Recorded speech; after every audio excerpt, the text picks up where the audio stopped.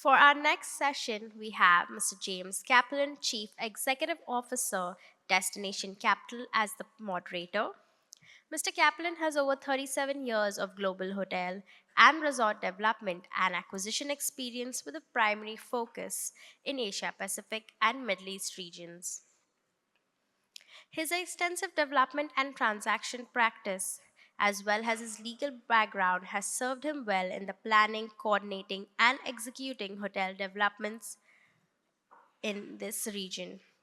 Joining him on stage are Ms. Candice Cruz, Vice President, Luxury Brands, Asia Pacific Hilton; Mr. James Mabbutt, Development Director, Asia Pacific, Mandarin Oriental Hotel Group; Mr. Kunal Dewan, Country Manager, India, Qantas Airways; and Mr. Vikram Madhok, Managing Director, Abercrombie and Kent, India. Please give them a round of applause.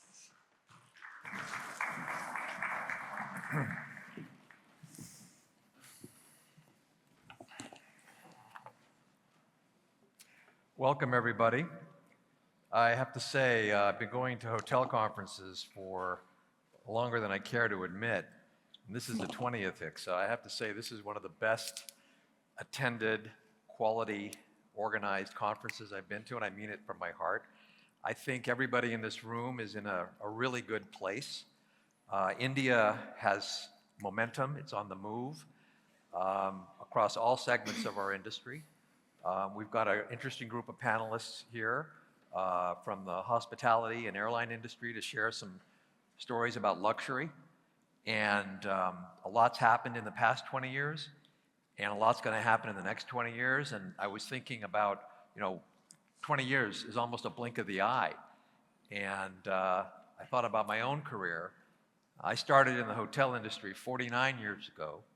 I recently found my original employment contract, and my job description in writing is hotel boy.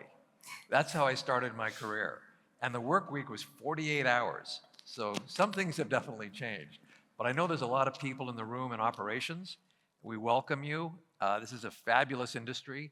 There's such a great opportunity here, and it just seems like 20 years goes by fast for one big reason. If you have passion and you enjoy what you do, the time goes by very quickly. So we want to kind of get into why luxury. A lot of people feel that more money is to be made in 3- and 4-star hotels, and to some extent your margins are better and there's less volatility to cycles. Luxury is a little bit more exposed to that. But the reality is, in luxury, if you get it right, for every incremental rupee or dollar that comes in through room rates that you're exceeding your expectations on, it falls right through to the bottom line. It can be very, very profitable. In addition, I think you're all aware about the value of branded residences. We're not going to talk about branded residences so much, but the branded residences game with luxury is a big win for developers. Huge, huge win for developers. We're going to talk a little bit about how luxury's kind of catapulted to the next level. COVID-19 was a bit of a catalyst. I don't want to talk about COVID too much, but it really promoted quality travel, fewer trips, multi-generational travel, people spending more money on their experiences. And the $1,000 rate or the 80,000 rupee a night rate is no longer exotic. People do it without thinking twice about it. So we really have moved into a whole new level of unexplored territory on high room rates, experiences, service, new added incremental revenue sources such as wellness. Bottom line is we live in a really exciting time, but let's get into it with this panel. I want to see a little bit of banter between them. If I see too much self-promotion, I'll cut them off. If you guys see any self-promotion, can you please cut them off, right? Let's start with my favorite brand in luxury, which I'm a fan, which is Mandarin Oriental. James M, I'm James K. You guys have stuck to one brand. I call you a mono-brand company. Do you see that as an advantage or a challenge? And similar to Four Seasons, Aman, One and Only, they're traditionalists. But do you see moving forward with multi-branding segmentation, or are you staying to one brand? Thanks, James, and good morning to everyone. I think this is probably the first time Mandarin Oriental has attended a conference, or at least for the last decade, here in India. So I'm delighted to be here, and I'm delighted to, without promoting, to represent our brand. In terms of, we are a single brand company, and for us, we are incredibly brand-led. The brand is the foundation of the group, and we feel strongly that sticking to one brand is a competitive advantage for us. We have a whole organization of 15,000 people focused on one brand. So when you are in our corporate office, when you are in our properties, everyone talks the same language, everyone's trying to create the same experiences, and everyone is really, as I say, focused on this one clear goal. Lots of our competitors create new brands on a regular basis, and I struggle to see us ever doing anything like that, honestly. I would just further that by saying we are only 43 hotels today and 12 residences, and we see huge growth with this one brand. The competitors you mentioned, some of them have 100, 120 properties. So for us, we're laser focused on developing Mandarin Oriental, and our target is actually to grow to 100 hotels and 50 residences within the next 10 years. So we need every ounce of energy to achieve that goal, rather than diverting attention to new brands. Well, thank you. We hope to see Mandarin in India one day so we can have more fans in the room. Candice, you're the opposite. You're a multi-brand, That's right. global hotel operator across all segments. How do you see going forward with your luxury brands such as Waldorf, LXR, Signa, Nomad? Are you gaining traction with those brands, and how do you see that happening here in India with the luxury? Yes, I'll start off by saying that I'm super excited to be here. This is my first time at HICSA. I've just recently, not recent now, almost a year and a half, been in the region based out of Singapore, but this is my first, and it's been super exciting in terms of conversations with colleagues, ex-colleagues, owners, so very, very exciting. Now, when it comes to travel, just based on those conversations I've had with a lot of colleagues, a lot of industry partners, but also listening to all our panelists over the last day and little, everybody's spoken about how travel is on the rise. Now, with us as a multi-brand company, and with us having a multiple, now 5 luxury brands, our focus is to make sure that the guest remains within our ecosystem. That is our ultimate goal, whether it's with the brands, whether it's based on mindset. So not every day you're thinking about traveling to the Maldives, but you might be thinking of the Maldives, and so if that's the Maldives, you're thinking of a Waldorf or a Conrad. But if you're thinking of going to Singapore, or you're thinking of traveling domestic in India, you have options based on purpose of travel, based on mindset, and based on wallet size. So for us is to make sure that we are top of mind, and our multi-brand approach helps us sort of tackle that. Depending on mindset, we remain top of mind so that you are staying within our ecosystem, using your points that you're collecting, but also being able to experience our brands from different lenses. Interesting. We'll talk about points later. That's a separate point, but you don't see kind of Hilton Garden Inn, DoubleTree in one breath, and Waldorf and LXR in another breath as being potentially dilutive to the luxury expectation a customer may have?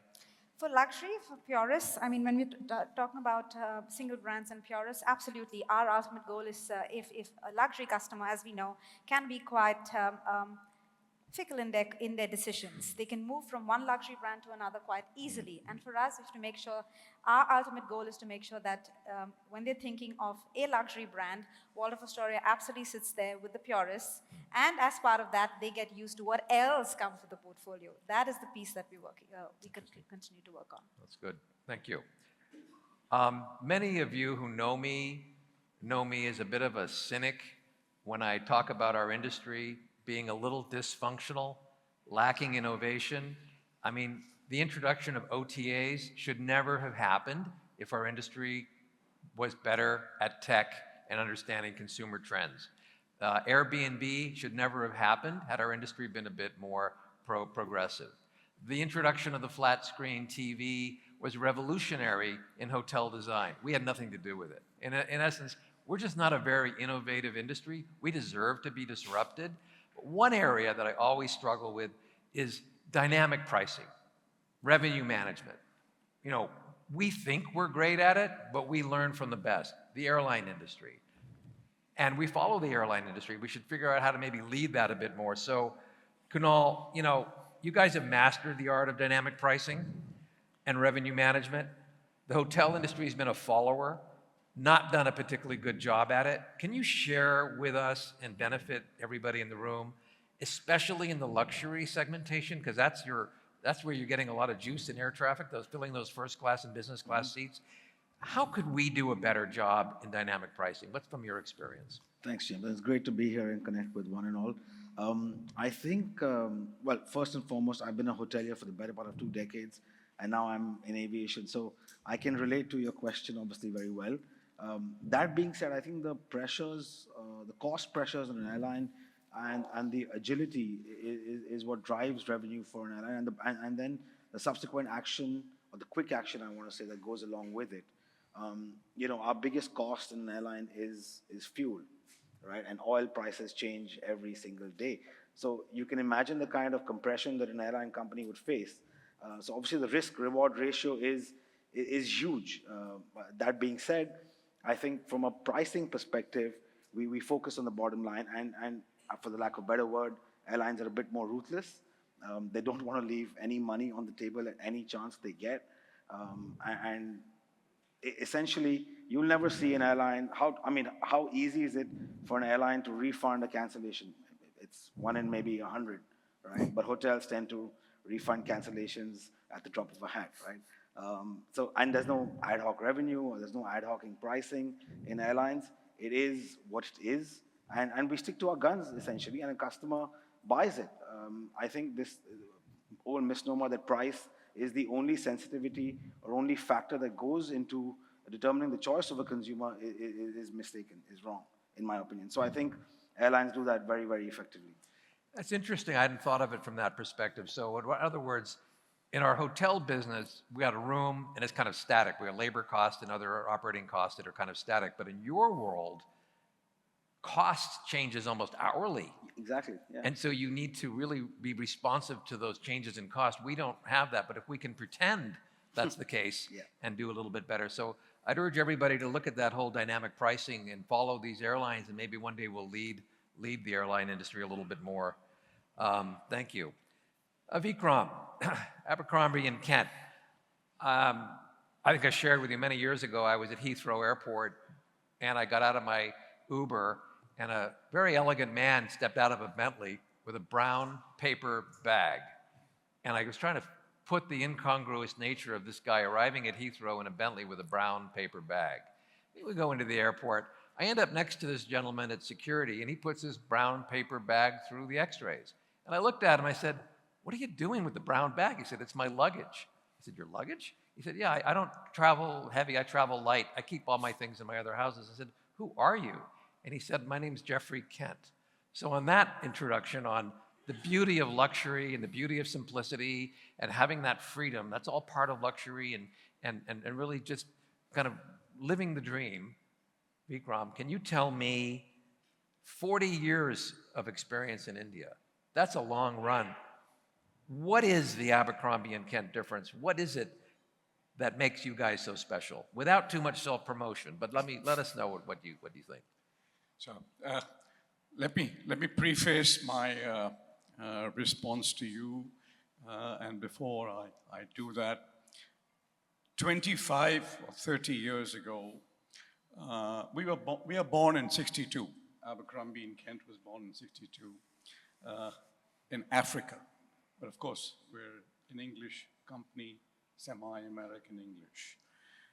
20 years ago, 25 years ago, I used to sit in meetings internationally with my counterparts, and they would say, "Mr. Madhok, when we send guests to India, we should get ready to write refund checks because there are going to be some problems on the ground, whether it's flights, roads, airlines, trains, hotels." I'm so happy to be sitting here sharing a stage with of course, Qantas and Intercontinental, Hilton hotels, a Mandarin Oriental. So today, a sea change. Today, they look at India in pure luxury. Of course, it's still work in progress because we still have many gaps in India. Why India? Why Abercrombie in Kent? Because when people come to India, they come for experiences. And I think we all now speak about immersive experiences as what we offer. So when they come to A&K, for the last 40 years that we've been doing business in India, we try and put together the best the country has on offer. So whether it is, at those days, an Oberoi villa or a palace, because you can't not sleep in a nice palace hotel without coming to India. And of course, now you have the slew of all the brands, international brands, at different price points, and so on and so forth.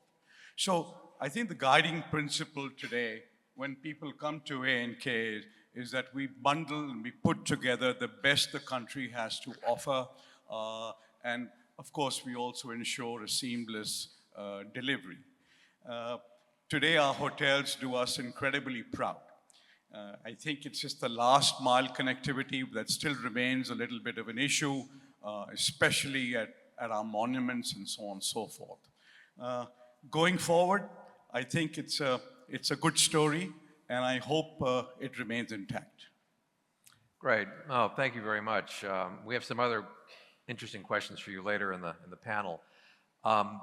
Luxury is often associated with an older generation, people with gray hair like myself. There's a new generation that's coming up in hotel companies such as Hilton. You move through limited service, full service, luxury, keep the customer for the life cycle of their travel and leisure experiences.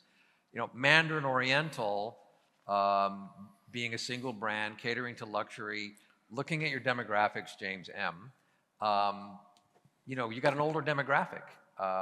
Where is that going? How are you going to replace those people when they move on, to be blunt? So I think I actually don't believe we have an older demographic. Our average age globally of our guests is 44.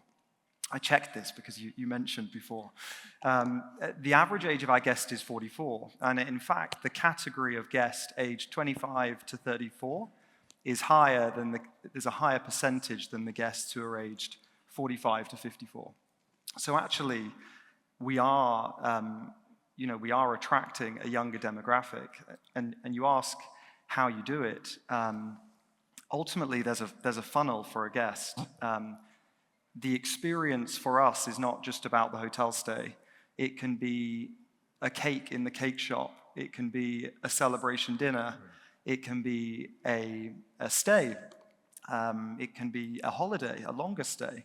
And up to the stage now where we have, our most loyal fans buying branded residences for tens of millions of US dollars. So for us, there is a funnel, and we need to make sure we are capturing potential fans throughout that funnel. And again, back to how we do it, it comes back to the first point on the brand. I think you need a desirable brand. And I believe we have an incredibly desirable brand.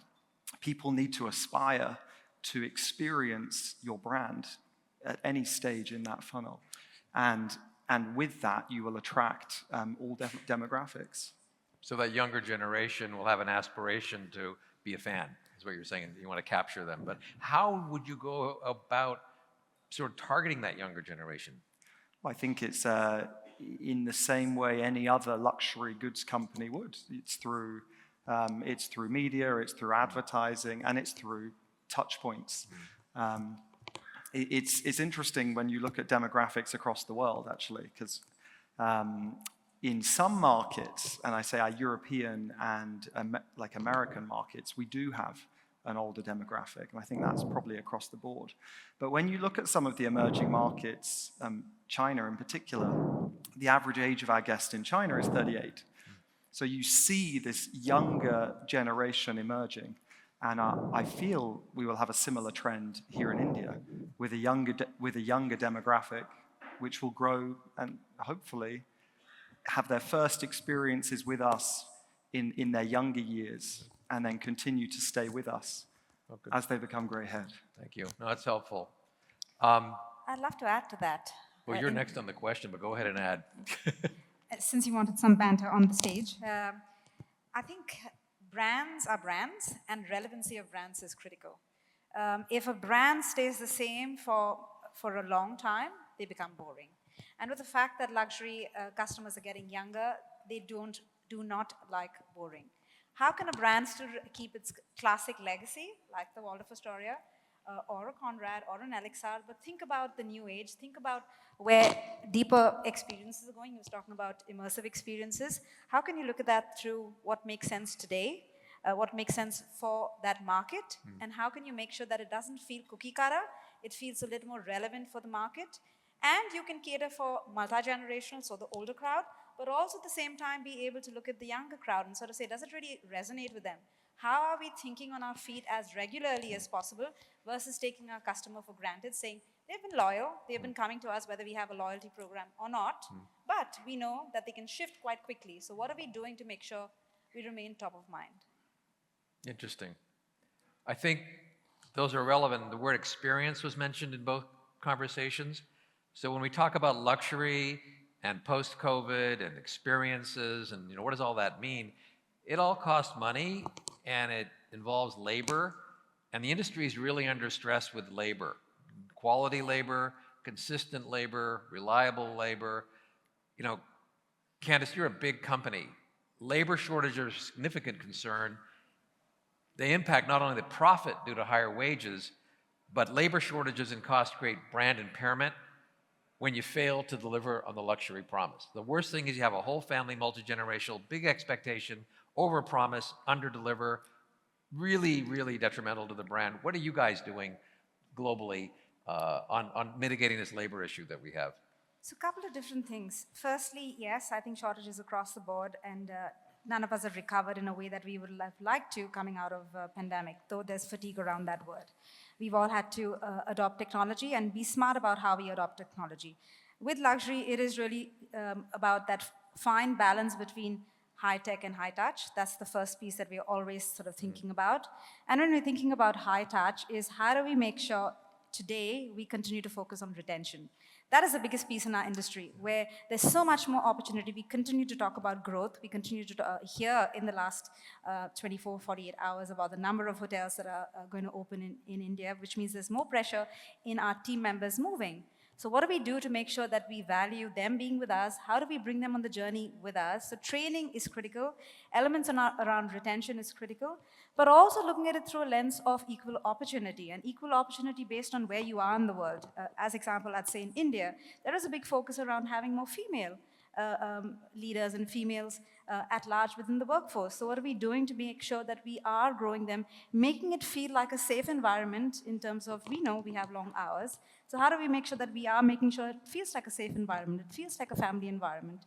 And at the same time, also, if you're looking at that very diverse sort of thinking of equal opportunity, we're doing a lot of work in terms of people with learning disabilities. There are certain brands, and again, we don't want to do the same thing for across the portfolio, across all brands in different ways, but making sure that we think about learning disabilities. How can we break it down, simplify it, make sure that they are focused, because they tend to be a lot more focused if you give them the right sort of training, and they deliver even better service because they're so consistent in terms of what they've absorbed from that training in terms of delivery. So we do have a lot of individuals, team members across some of our hotels that are on the spectrum, and the level of service that they deliver when it comes to luxury is top-notch.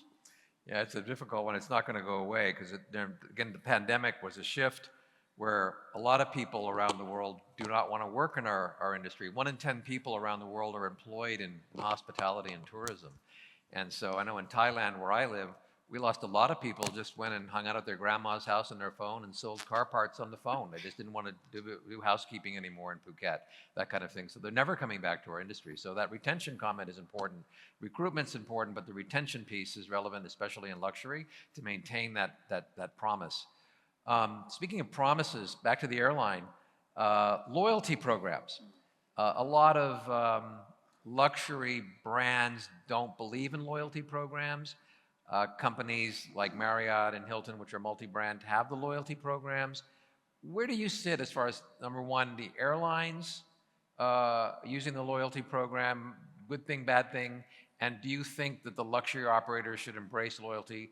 Back again to my comment about revenue per seat, what you guys get on your premium customer, should they really be encouraging some kind of a loyalty program in the luxury segment? I know we're going to get some debate on this because it might be a bit controversial, but I mean, it's important. Look, I'm a bit divided on this, to be honest. From an airline perspective, I think it's great to give the customer, the consumer, a bang for their buck. Whether it's Star Alliance, One World, it really gives you so many options. From a Qantas point of view, I can tell you we have multiple partners across the spectrum, which doesn't dilute our position in any way. Back in Australia, you could use a Qantas point to book an Uber. That doesn't mean that we're not a luxury brand. On the flip side of it, some of the best hotel companies in the world, Mandarin Oriental, Four Seasons, don't have loyalty, but yet customers still come back again and again. So it's a bit of a sticking point. I feel from a partnership perspective, I think India needs to adopt it a bit more. If you are getting into loyalty from a hotel standpoint, I feel it should not just be hotel points.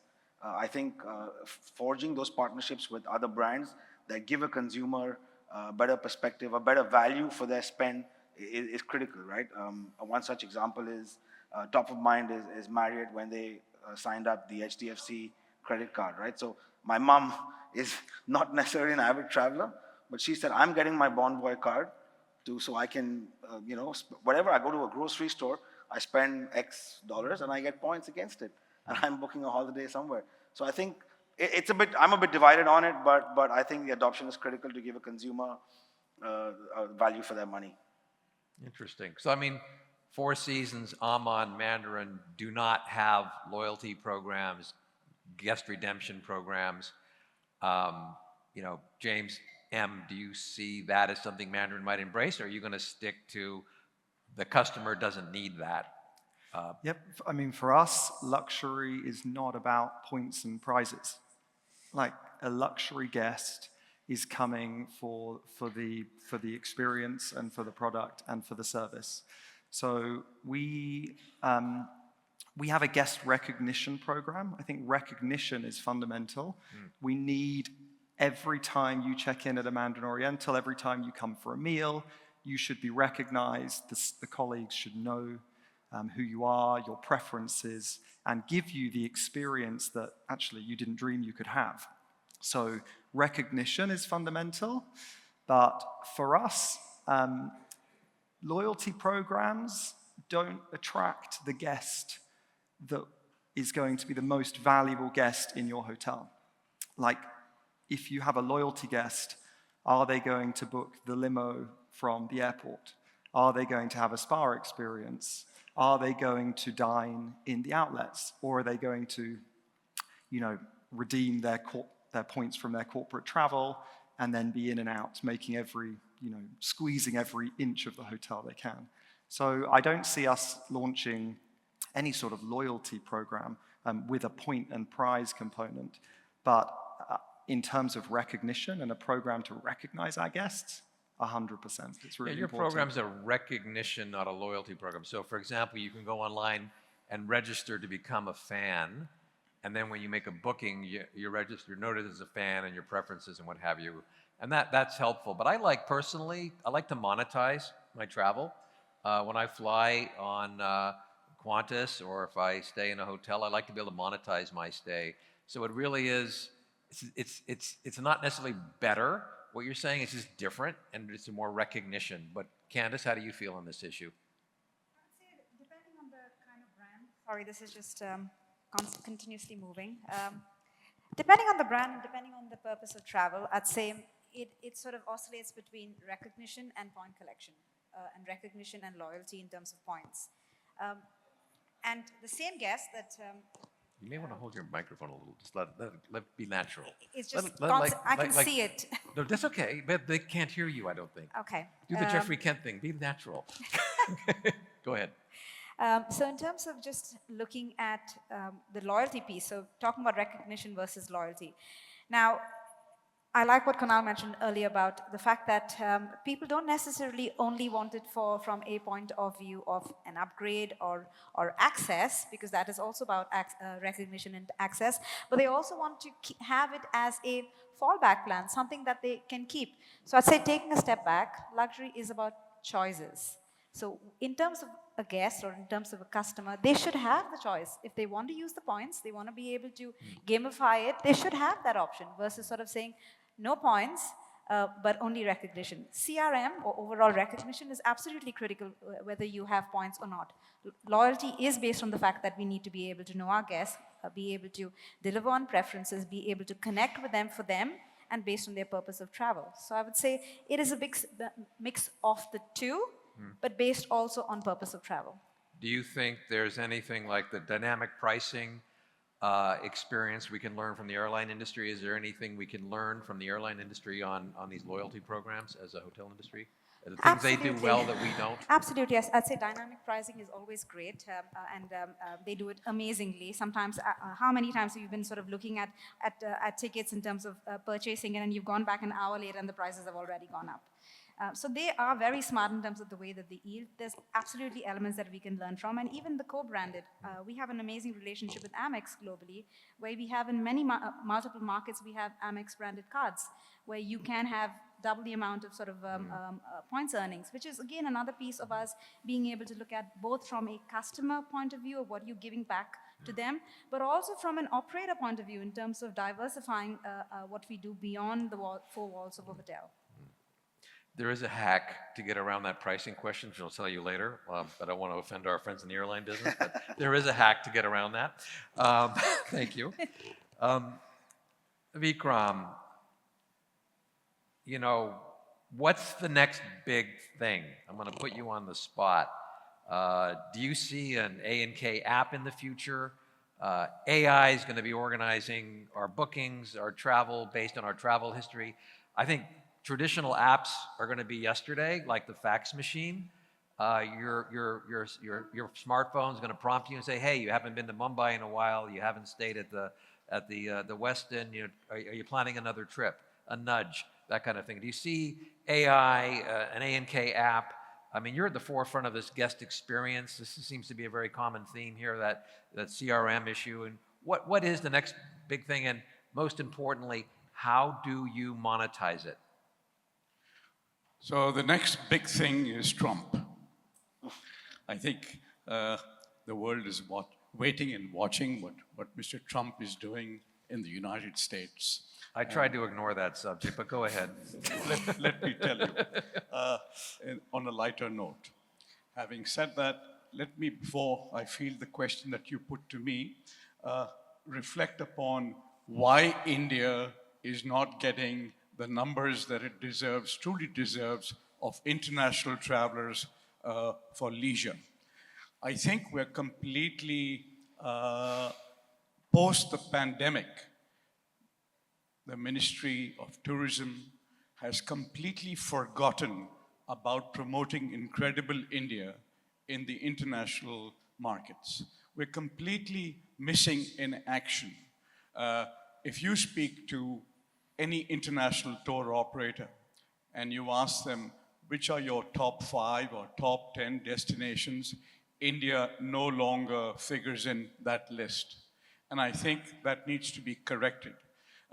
We, as individual tour operators, hoteliers, airlines, etc., can make all the effort that we want, but we do need the strong support of the Government of India, the Ministry of Tourism, and so on and so forth, because we're completely away from any form of international media promoting the destination.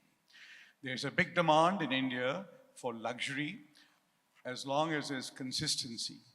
For airlines, we cannot see them coming in, putting a schedule, and then changing them. It creates havoc in our programs.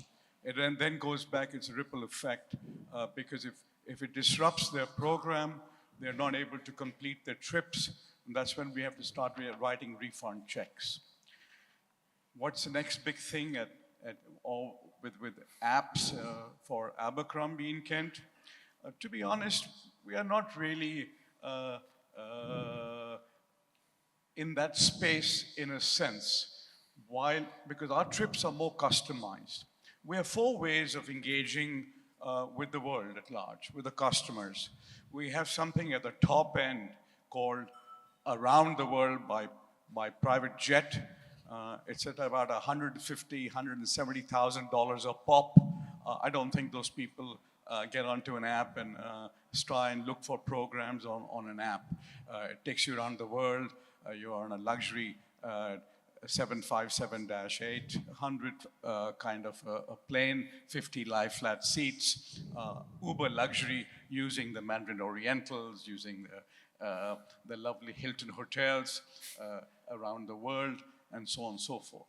The second way the world actually engages with Abercrombie in Kent is we have something called the wings over a destination. And so if somebody comes scheduled, first class, business class into India, then we charter a plane and we send them across the country, showcasing the best of what the country has on offer. This trip costs at about $3,500 to $5,000 per person a pop, and they're usually 10 days. The third way of somebody engaging with Abercrombie in Kent, and again, that's why I'm coming to by apps and so on and so forth, may not resonate very well with the clientele that we currently work with. We are trading down. And the third way is where we have a scheduled program which is fully escorted, but it's not a typical group tour. It's a tour that costs in excess of $1,000 per person per night. It starts at about $900, going to about $1,200 per person per night. Uber luxury hotels, a la carte dining, eat where you want, etc., etc. Private cars if you want to join a group tour, you go ahead and do that. And last but not least, we do something called bespoke, tailor-made travel.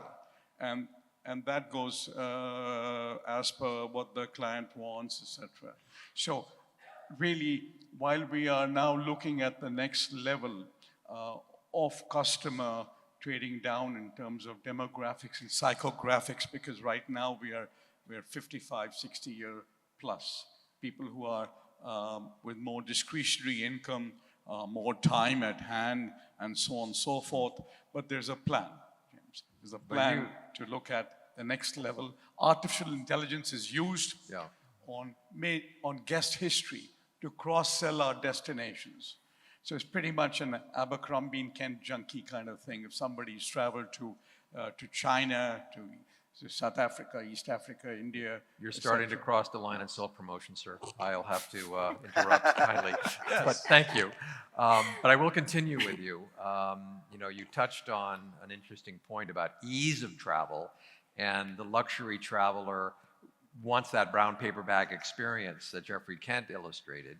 Of ease of travel. And I know Indian nationals traveling internationally have major visa headaches. Coming to this country, there are not many people in the room here who had to do the e-visa, but those of you who did have to do the e-visa, it's a pretty diabolical portal, which could be made a lot easier. And maybe they should have a high school competition in the nation to come up with a better portal, because it would be a lot better, and I can assure you we'd increase the tourist arrivals dramatically with a better portal. So you indicated one threat to luxury, which is the government regulation, government promotion, lack of government activity. There could be a lot more done. The Incredible India campaign was fabulous, you're right. It's been allowed silence, so we could have a bit more. But what do you see as the biggest threat, other than government inaction, for our industry? Not an easy answer to give you. That's why I asked it. If we speak India country specific, I think the country has a lot to offer. And all the international brands that are coming in now only add flavor to it and give it a different dimension.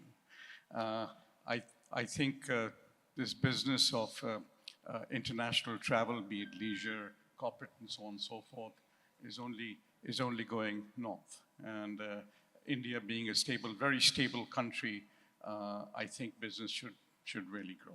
Okay. I want to ask James M. one question, then I have a question for the panelists, and then later we'll have a few minutes for Q&A to wrap up. James M., why are you here? You're not in India. This may lead to You're around the corner in Hong self-promotion. Kong. I mean, you were in India 25 years ago with a brief experience, but tell us why you're here.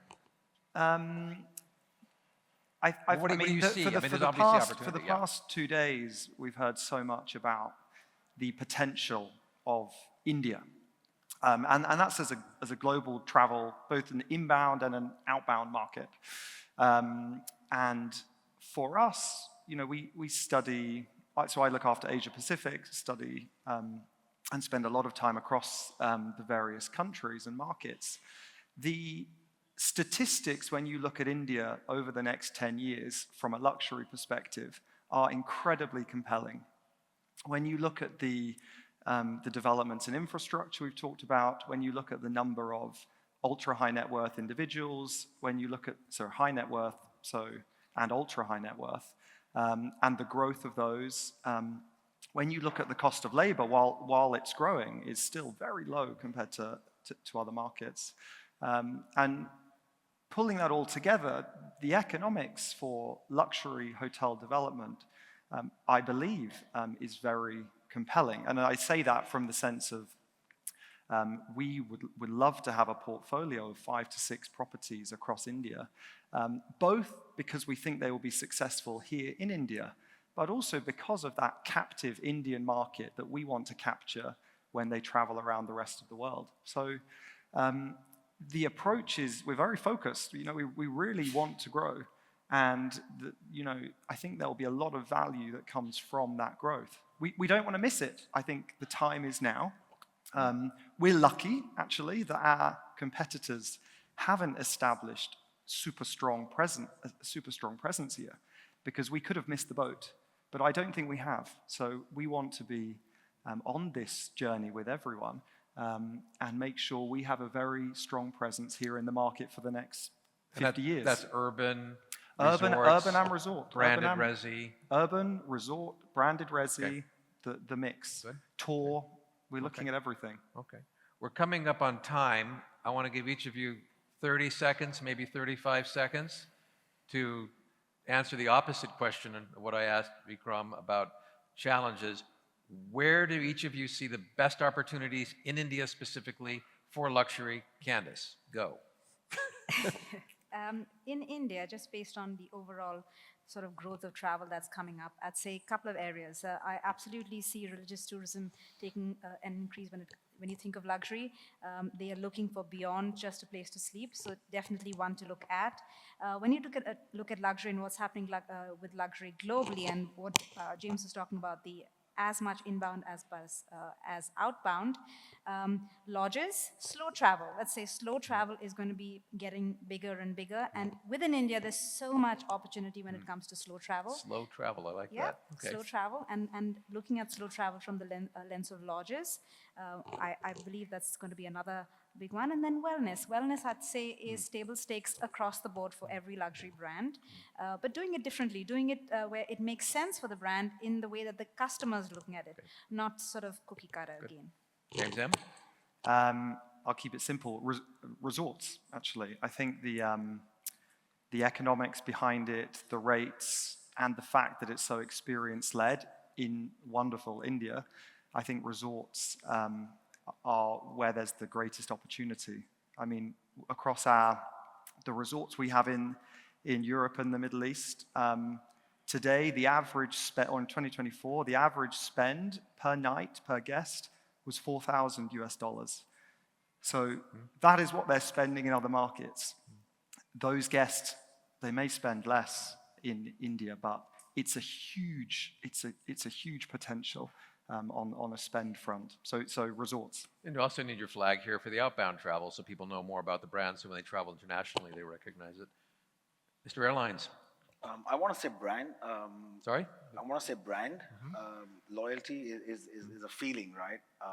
And look, the Indian consumer luxury consumer is no longer looking at experiences that start at, the gate of an airline or at the hotel where their destination is. I think it's now door to door.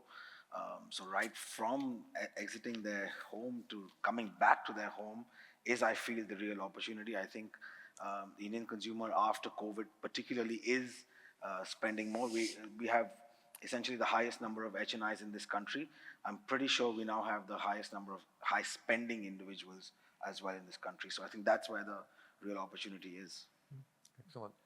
Mr. Abercrombie and Kent, you're the last up. Go for it. So, two things. One of the biggest threats before an opportunity that's staring us in the face, especially luxury leisure business, is that we are faced during season, because most of our guests come between September 15 and April 15, with the pressure coming in and the peak months of October, November, and so on and so forth. Weddings, celebrations. I'm at a hotelier's, pretty much a hotel-centric conference. Our biggest challenge is to ensure the guests who pay $700, $800, $1,000, $1,200 a night are not jostled around in a hotel where there's a big party on late into the night. So I think we have to be mindful because otherwise we're going to be known as a destination wedding country. And that's not going to be cool, specifically for all the luxury brands that are coming in. An opportunity, Abercrombie in Kent has got two plans globally. One is we bought, as perhaps you may or may not know, we bought the international brand Cox & Kings in the UK, and we're about to launch it in the US and Australia and revamp it in the UK. It's a big legacy brand, and we're looking forward to do that internationally. Domestically, we are once again looking at relaunching our outbound business from India. So I think times to come, things are looking extremely You went over the 32 seconds and our time's up, but I think this has been great. I know we had some questions. Unfortunately, with my age, I couldn't read them. But we're around if you have other questions for us. We're happy to answer them. I'd like to thank the panelists for an excellent panel. It's been insightful. I took away a few things. Slow travel being one of them. I like that term. And thank you all for being a wonderful audience, and good luck with the rest of the conference, and have a great year. Thank you.